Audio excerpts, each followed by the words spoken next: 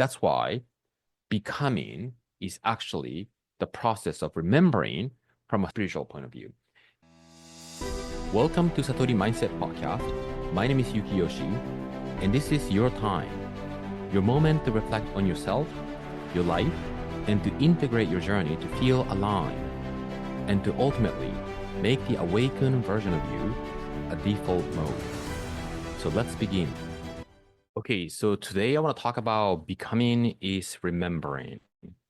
And when I said this in one of the posts or comments, somebody's asked me, what do you mean by that, right? So becoming is a language that we often use in this personal development industry where you grow and begin removing the limitation in the mind, the beliefs that nested in the subconscious that is limiting us to express ourselves fully. And it has association that the term becoming has an association with growth, right? And the growth is to learn different ways of doing, operating, but that process has a lot to do with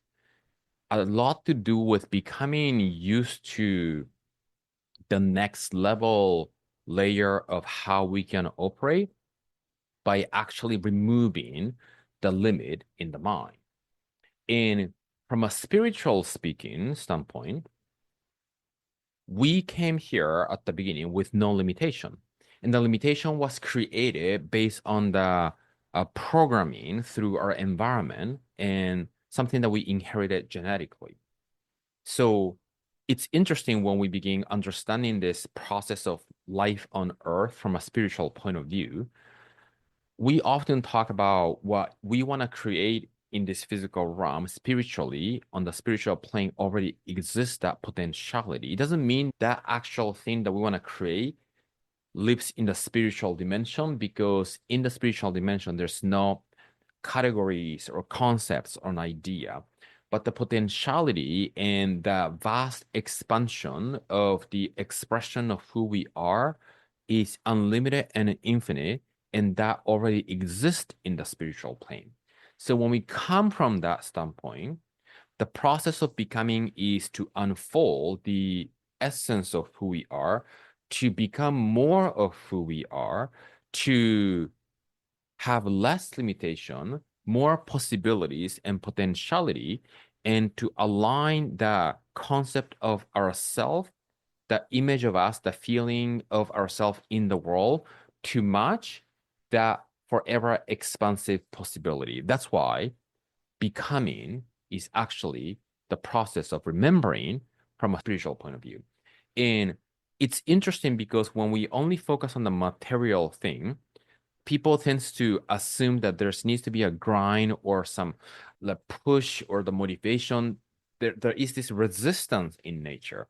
But when we begin living from the spiritual point of view, there's no resistance in the spiritual dimension. The absence of resistance is the spiritual dimension. So the approach through which how we becomes different.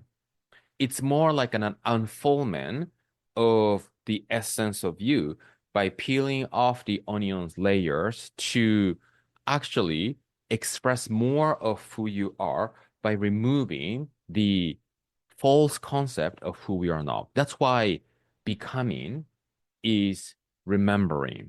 And we are here to execute that and to demonstrate that divine identity, the identification of how you see you in the world in a divine way. And that is to actually come back home and to express the essence of the soul through the cultivation of the mind, so we can align the essence and who we are becoming completely in this physical realm. So I just want to share this message today. Remembering, becoming is remembering.